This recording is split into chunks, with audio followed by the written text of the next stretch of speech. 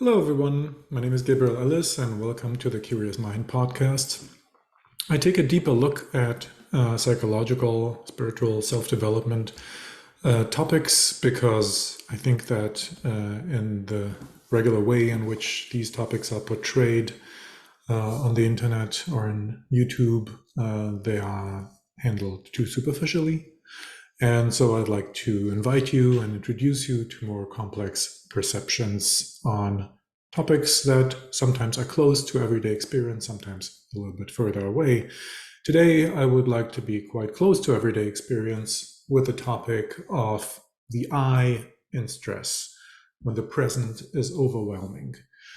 And this affects, I think, many people in the workforce and in their private lives.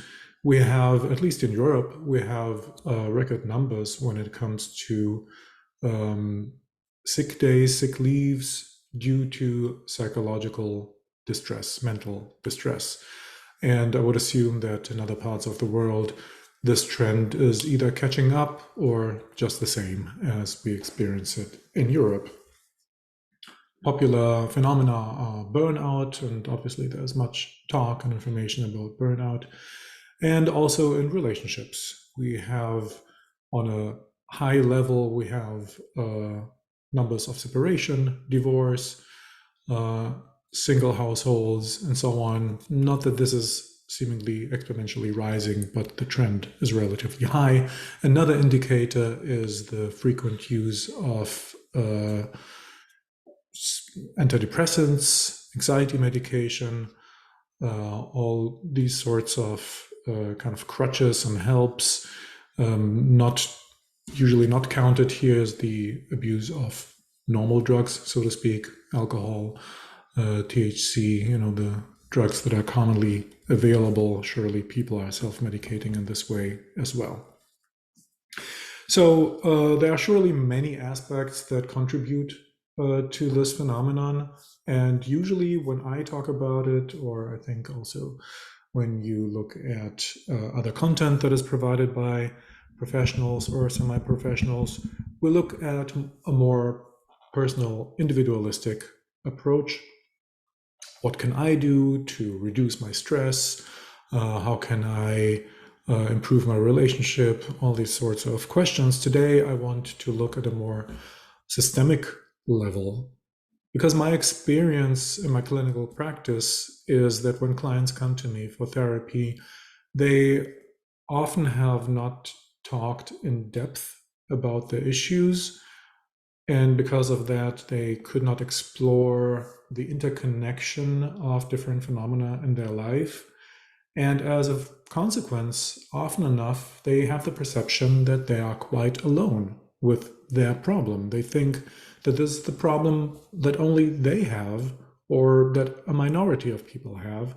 And surely a contribution to this is also the availability of self-help, therapeutical content, Instagram, and so on, so that there is a contrast between what people experience and what they perceive they should be able to do, which is to quickly fix themselves, or that other people might not have these issues altogether.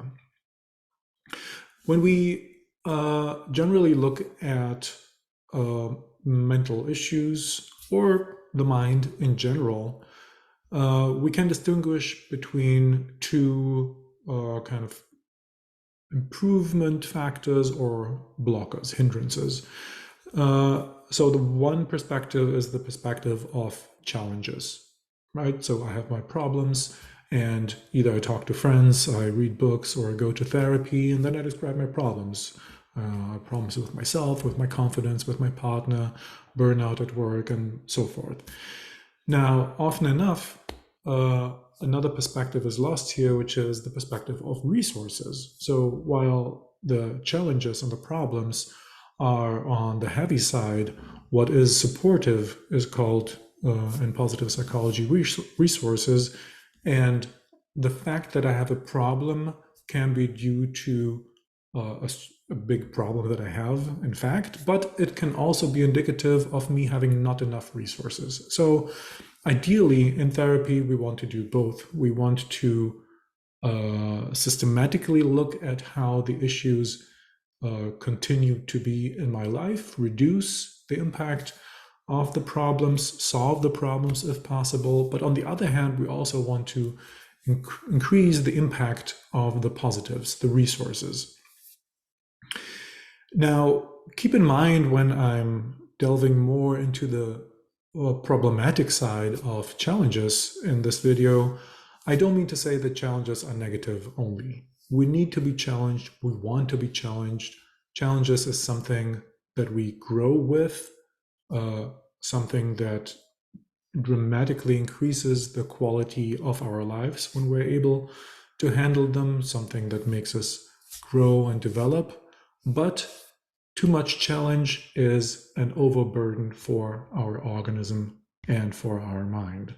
Ideally, we should be able to have a few select challenges in our lives, concentrate on them, solve them, or get a grip on them in some way. Sometimes solutions are not possible and only processing is possible.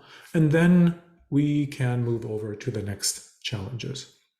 What is unhealthy is if there are too many challenges on too many fronts, and especially challenges that I have no say over, that are overwhelming both in their appearance in my life as also in the scope and the frequency and the attention that they need.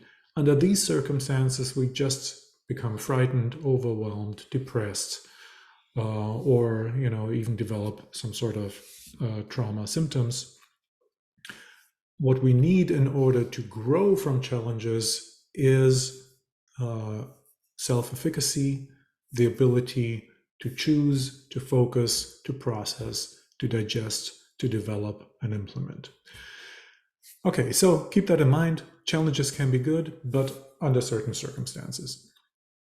Now, I talked about resources, and since this is a sometimes neglected aspect as a very important contributor to a successful overcoming of challenges, I want to highlight them a little bit more. There are inner resources and there are outer resources. Both are equally super important. We cannot do without one of these. We cannot live on inner resources alone. We cannot live on outer resources alone. Well, what are inner resources? Examples here are a sense of optimism, resilience, self-compassion, motivation, perseverance, problem-solving skills and intelligence, a sense of humor that helps me to get an outside perspective, creativity to help me to elevate my problems onto a realm that where art is kind of tapping into the aspects of our mind that allow me to deal with things from a different perspective, to look at them from a different perspective, not from the ego perspective all the time. Gratitude is another resource. It makes my heart glad. It softens my mind. Mindfulness. Why? Because I can be in the present moment. I can detach for a little bit from the burden of the problems that I have, and for other reasons as well. Social intelligence is a resource because it helps me to create outer resources, which I will get into just in a bit. Emotional intelligence can help me to understand myself, to help understand others. Self-efficacy, I have mentioned that, the ability to learn how to influence the inner and outer circumstances in my life. And for some people at least, spirituality, a spiritual practice, or a spiritual mindset can be a resource, a factor that makes me more resilient, more detached from the immediacy and the urgency of the situation as it is, the difficult situation as it is. Okay, so these are all inner resources. They are based in my character. They are based in my personality. Outer resources are, first and foremost, supportive relationships, which can be friends, family, community. This is something quite existential. We can really not live without other people. They, in other videos, I go more into the complexities of how supportive relationships or relationships in general work, but they help us to bring out a very fundamental set of needs that is inside of us. We are also existentially social being, so the recognition from others, the support from others brings a very fundamental aspect of me into existence that I could not live without, and for so many other reasons. So just take it for granted or reflect on it, of how important supportive relationships are and how difficult and challenging life is when we have no supporting relationships at all. Another important outer resource, is the access to healthcare, which it doesn't mean that I have to use it all the time, but to have access to healthcare just put my mind at ease and makes me more relaxed. I'm not too worried about situations when, for example, I cannot work or I have a serious illness, other people depend on me. So for many reasons, the access to healthcare is important. The access to education just as well. Meaningful work, purposeful work is an outer resource. We spend a lot of time at work, and when we connect work with purpose in our lives, then we feel that we have done something meaningful, something enriching. We are interested, we develop with the work for so many reasons. Purposeful work is quite essential as an outer resource.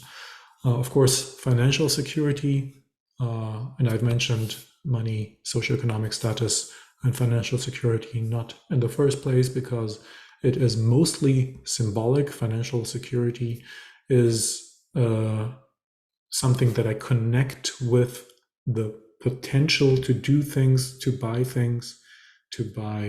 access to people, to services, to goods. But as such, money is overrated as a factor. We always have to keep in mind that money is always symbolic. It represents the potential to get things. So this is why I put it at this place.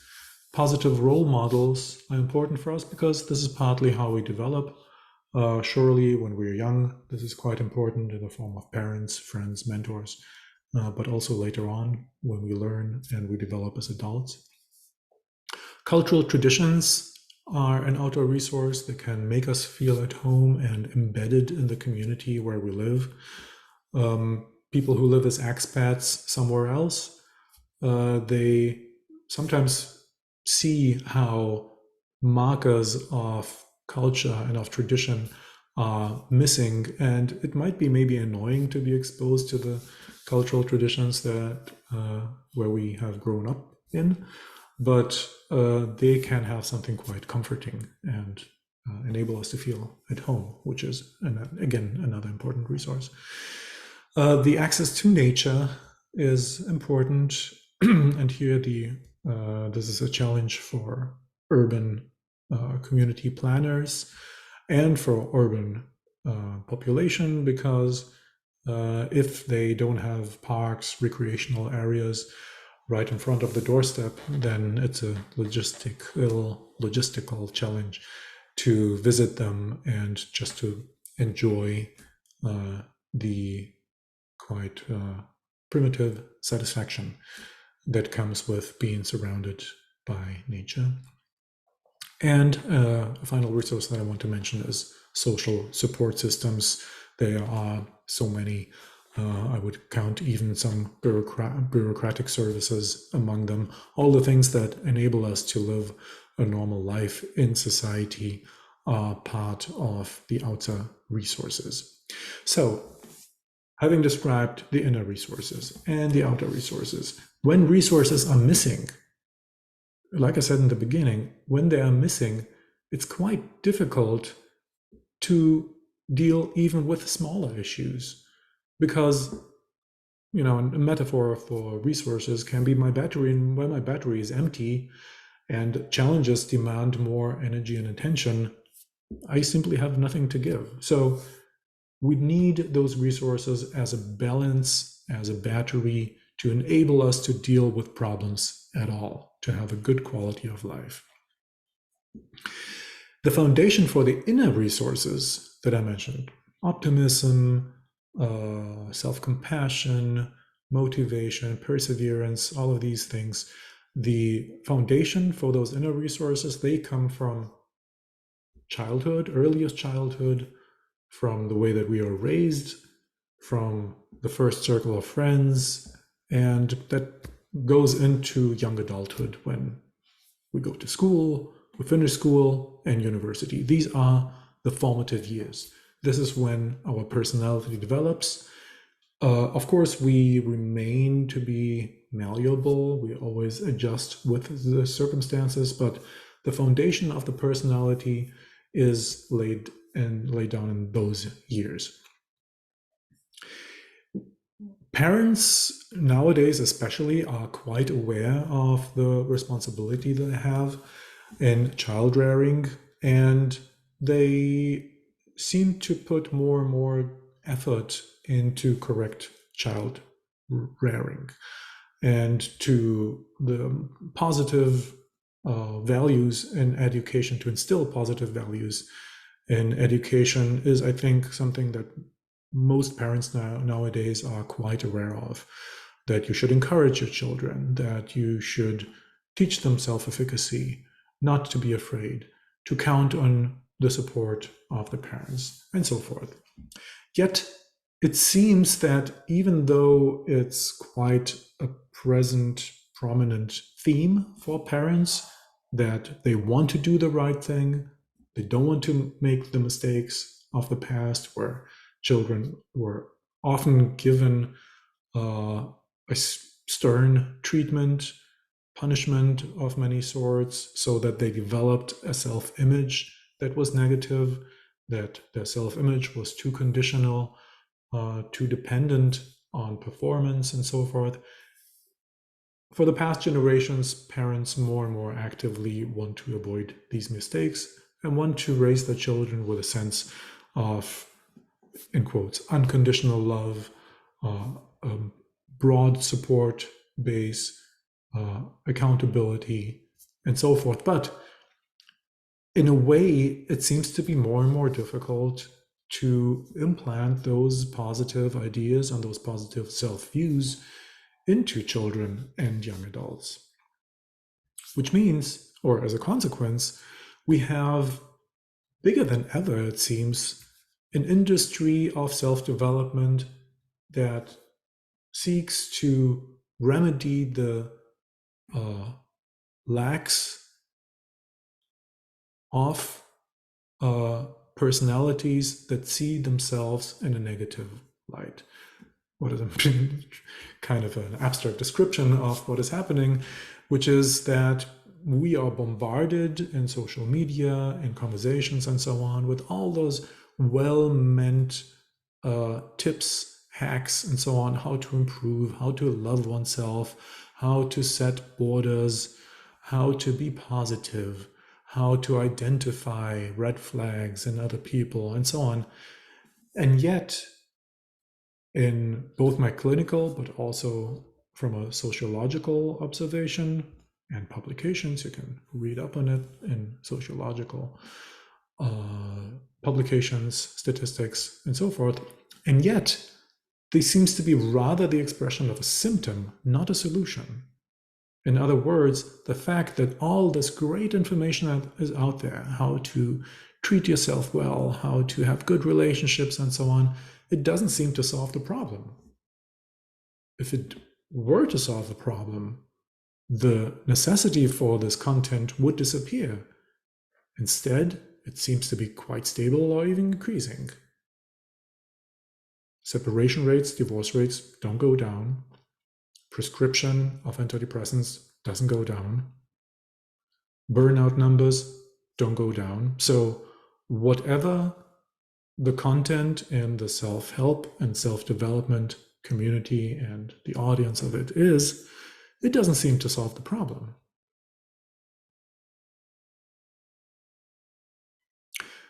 Let me highlight a few more other problems that contribute to the calamity that we seem to be in collectively on a psychological level. As I mentioned, supporting relationships are very important as outer resources. Now, the life that we lead puts some problems to this resource, to social supportive networks. Why? Because often enough, and I'm simplifying, so I'm not able to catch everybody's everyday experience, but work wants us to be flexible. Flexibility means flexible hours. It means to be flexible geographically. It means that we might have to move away, spend long hours apart from our friendships and relationships. We need to do overwork sometimes. When the pressure of life circumstances affects us in a way that we are removed geographically from the locations where our friends are. And by the way, there can be other reasons as well. For example, many people have their friendships at university, and then when you finish university, you move away. So it's not only that relationships or work kind of inhibit a healthy in-person social network and friendships, it is also circumstances like that. But when that happens, when we are geographically separated, time-wise separated, because we have to deal with our family, our work time is unpredictable, so we cannot go regularly to sports clubs and so forth. When that happens, what I mentioned is one of the important or the most important outer resource becomes problematic because we don't have access to it. So a major source of life satisfaction, of recharging battery, of comfort, feeling connected, acknowledgement, support, love, falls away. So the social support is a question mark nowadays. For many reasons, the modern way of living contributes to that. Another factor is the increased individuality. Now, this has been in sociology quite known phenomenon. Partly this has been observed since the dawn of the Industrial Revolution. The effect is that we become more and more individual and specific in the expression of ourselves.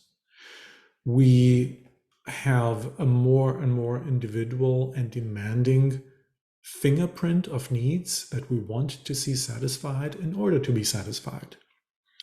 It's not just enough to have 3 people that we talk to about some nonsense and football and so on. They have to be the right people. And everyone has their criteria of what the right people are. And if they are not right, they turn from being a resource, they become an issue. They take energy away. All the time we meet people that we are not really in tune with. We come home and we let go, we have a sigh of relief because finally this demanding social situation is over and I'm questioning whether I should meet them again. So individuality just makes it difficult for us to connect to circumstances for them to be satisfying. I need a specific satisfaction at work, of course, in my relationships and friendships and so forth. So this is a huge factor of our times. Has it been increasing or just plateauing on a high level? I don't know. But individuality is a factor that sociologists have identified as can be gratifying, but problematic in the sense that it makes it difficult to be fulfilled and satisfied. And just to mention as a separate challenge that we have, it is connected with the first two. time, the lack of time. Nobody seems to have time anymore. Of course, this is an exaggeration, but how often is it possible to just call a friend and they would have time to talk? People are busy. This is connected also with the huge amount of possibilities that we have. The internet has awarded us and rewarded us with so many possibilities to spend our time with. And here, a joy, something that was a joy in the beginning, becomes a habit and then becomes a to-do. This is a typical progression from our leisure time. We introduce some sort of a hobby, a sport, some recreational activity in our life. It starts with fun, and then it's a to-do list. It becomes part of our to-do. Okay, let me focus on another systemic aspect that is important in describing today's life, which is work. Again, we know from sociological studies that over the decades, the range of demands on the normal employee has dramatically increased. There were tasks that in the past were limited to management, and today many normal employees have to make the same considerations. Now, management in the past, the deal, so to speak, was I have a lot of responsibility, a lot of complexity, and hence my pay grade, right? Hence my income is higher.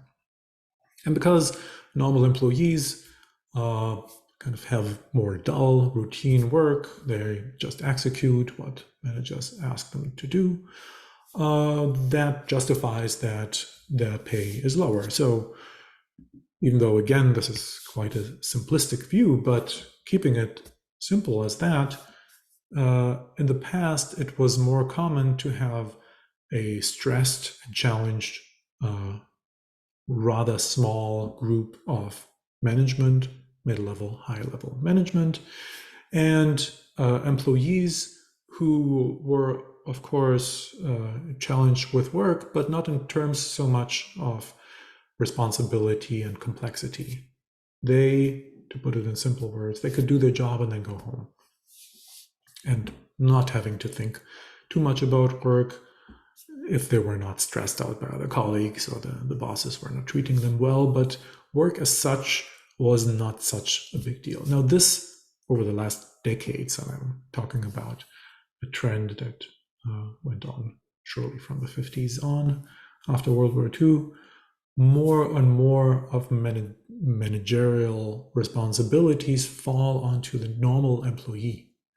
A lot of complexity, to keep in mind budgets, to feel responsible for budgets, to have multiple tasks and projects at the same time, to have project management skills, also for normal employees. These demands are more and more present in normal work environments, which means that we have a much bigger range of people in the workforce who are challenged by those complexities.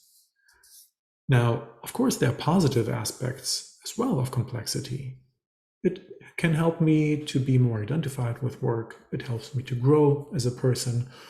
But again, keep the simple formula in mind. Ideally, I choose my battles, or I have very few. And I will come to the psychological aspect of that in a minute. Next to the issue of more and more responsibility at work, many people also live in some sort of a gig economy. They're freelancers, have their own small company, or they are attached as, in quotes, freelancers to a company. But the fact remains they don't have long-term goals or not presented to them from work. And they don't have a sense of ownership. They have to do the tasks that are asked from them. They cannot participate in the success, not financially at least. The reward of successful work is not more time or more money. It's basically assumed that everybody does that complex work. The result can be, in these cases, boredom, purposelessness, or exhaustion. At work, change seems to be constant. Now, this is an exaggeration. Not everything changes all the time, but there seem to be big changes foreseeable quite often. And this destabilizes the mindset of the employees. They start to worry about what would happen. About 20 years ago, mergers and acquisitions were quite a popular management strategy. They happen today as well, but not as often. And then people were always afraid, okay, so the companies advertise the synergies that happen from mergers and acquisition. What that means is I could lose my job. So when that is announced, when a big change is announced, people nowadays quite regularly ask themselves, do I have to pay for it? With more work, more insecurity, compromises in salary, and so forth. And that goes along with a more professional, benevolent language at work. People nowadays treat each other's so much more respectfully on the language level. And this is in contrast to the harsh reality of insecurity. And this contrast contributes to a perception of cynicism, or people interpret it in a cynical way. Hypocrisy at the workplace. We have to be super kind and helpful, while in reality, my job could be on the line just in a few weeks or months. I know that everybody's competing for the next position. Resources are limited. Again, another contrast to the language at work. So many people become cynical, distrustful, not being able to make meaningful relationships at work, at least not with many people, because the next person can be my competitor. So what suffers is often the sense of authenticity at work. Now, granted, authenticity is not something that nobody expected in the past also to be super authentic at work. But when I feel that I constantly have to promote myself, to create an image, to sell myself and what I've done to others, then this surely increases the gap of the perceived me, of the real me, and what I present on the outside. All this costs a lot of energy. To maintain a persona, a facade, is something that is draining. And when I come home, I need time to recover, and the weekend, often enough, even though I have great plans to do so many interesting, purposeful things, I spend them just doing not much, just switching off my brain in order to recharge. Okay, and here I come to the psychological perspective of all this. After all, this is not primarily a sociological, but a psychological podcast. A challenge in the big picture, mentally, a challenge is something that the organism cannot deal with. Otherwise, it wouldn't be a challenge. And I have described the so many challenges at the workspace, from the individualization of society, the lack of access to supportive social networks, all of that. These are challenges exactly because the organism cannot deal with them. So what does an organism, the human organism, do when it has an issue it cannot deal with? It elevates the issue to consciousness. Now, in the unconscious, we have the archive of problems I have successfully dealt with. Walking, not much of an issue anymore. Binding my shoes, not so much an issue anymore. Make a small presentation here and there, participate in a group, all this not a big deal. Routine, habit. For the mind, great. Worst case, it can be boring and empty, but it's not a challenge per se. When something is a challenge, it needs to be solved. And then the organism, the mind, elevates it to the level where that is basically, that's main purpose is to solve complex issues, which is the I, the conscious I, the level of consciousness, being aware of an issue,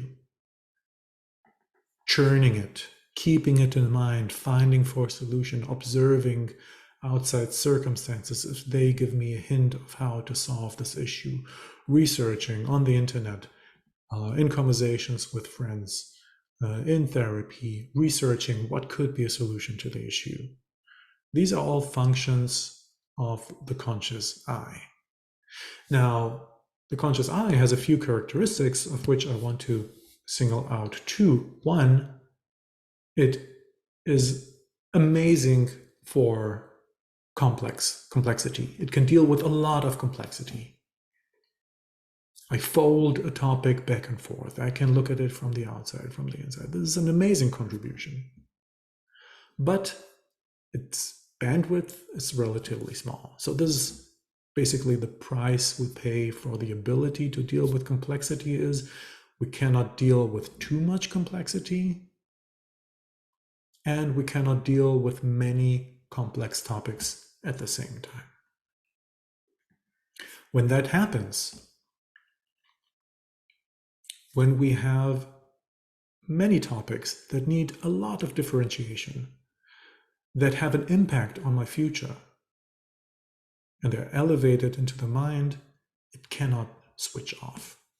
It is in a state of constant survival mode, of constant alertness. Be the problem real or not, because our culture, our work life, our private life surely often mimics existential threats while they are not. Sometimes we're just afraid to face them, and a part of clarifying problems with friends, with books and therapy is to get a clear perspective of what seems to be an existential threat. And again, I have other content where I describe why and how it comes to be that something takes the shape of an existential threat. To pick out one example, the possibility to be left, to be rejected by a friend, to be hated, to be left by a partner.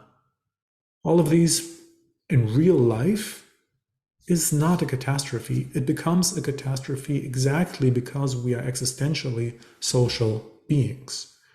Nothing dramatic will happen if a friend of mine stops talking to me. But for me, automatically seeing myself, defining myself as a social human being, regressing into the state of a child that is, in fact, dependent in its life on the support of its parents. In such a state, the possibility of being rejected, of being abandoned, not loved, hated, is indeed frightening. And for example, in therapy, we can look at it from an adult, mature perspective, alleviate the fears of the inner child, and come to a more realistic assessment of where we are, what we can be afraid of, what we can endure, and so on. Leaving that aside, from a more naive perspective, when many threats come at us, the organism elevates them to the level of the conscious I, of the conscious problem solver. We easily might get a sense of overwhelm. And here I tied back to what I described before. The systemic challenges that so many of us face today. Isolation, the difficulty to be really satisfied because of our individual fingerprint. The possibility of separation and divorce. It's no secret anymore. Everybody knows that divorce rates in urban societies are about 50% or something. So it is something that is at the back of my mind. This relationship, this partnership that I'm invested in, it might be over at some point. And that poses a threat, especially when children are in the relationship, when there is income insecurity, when there's an inequality of income. All of this becomes quite challenging. Just the possibility that it might happen. Now, the struggles that I face in the relationship, is it the bump? Can I be chill about it? Or is that the introduction to our future separation? These are very complex issues. It's not easy to identify. It's not easy to distinguish a challenge in the relationship from the end, the beginning of the end of the relationship. So a lot of capacity goes into that. Mind power, consciousness power goes into that. What about work? Is it enough that I'm invisible and doing my job? Is it a problem if I stick my neck out and try to self myself? Maybe too much? How is that perceived? The next opportunity when people have to be let go of, or if my economic situation is somewhat dire and I rely on the opportunity to earn more in the next negotiation round. How exactly do I navigate the work field so that I look better, so that I am perceived as a better employee, so that I get this next career step? Complex questions, no clear answers. So I start to look, I get feedback from headhunters, from the internet, and so forth. All of that is time. All of that adds complexity. Nothing becomes simpler because of that, in spite of some hacks and tools and tricks and so on that people try to sell us. So the I, for many, many people, is in constant alert mode. And this is an abuse of the conscious function. It's an abuse of the I function. Abuse in the sense of it's a misuse. The consciousness was not built for that. It was not built for handling many multi-complexity topics at the same time. This is something that is a symptom of our modern life, of our contemporary life. And yet, interestingly, it seems that many people feel alone with that because there is not enough emphasis in the social discourse on the similarities between people's lives. It was different in the past. From the high time of industrialization, 30s, 40s, 50s, and so on, there was, yes, the threat of communism, but communism as a perspective laid emphasis on the systemic level. And we can say somehow there was, of course, big developments in society, but let's say that the hippie culture and maybe the beginning of the 70s were still an outflow of a systemic level. People struggled, argued about politics. What is the right economic model? Labor, work time, and so on, exploitation. All of these were big, big topics back then. From then on, starting from the 60s, the 70s, the 80s, it seems that people became more and more private. This economic model that we are running today, democracy, social democracy, whatever color it has in your particular location, became the dominant model and was not fundamentally challenged anymore. The perspective of individuals became more inward oriented, more psychological. People had the same problems, but we don't perceive them anymore that much, as much as in the past, as systemic issues, issues induced by a way of life, by a society, by an economy that exploits our resource of work, our mental capacity for its own purposes. And in this trend, in this development over the past decades, I think that we clearly oversteered. there's far too much emphasis on what I as an individual has to do in order to solve my issues, my mental issues. And we have forgotten to keep in mind that there is a systemic aspect to my burnout. There is a systemic aspect to my lack of friendships, and a systemic aspect in the problems in my relationship. And the bigger the systemic aspect is, the more hopeless it is that I, as an individual, could solve them.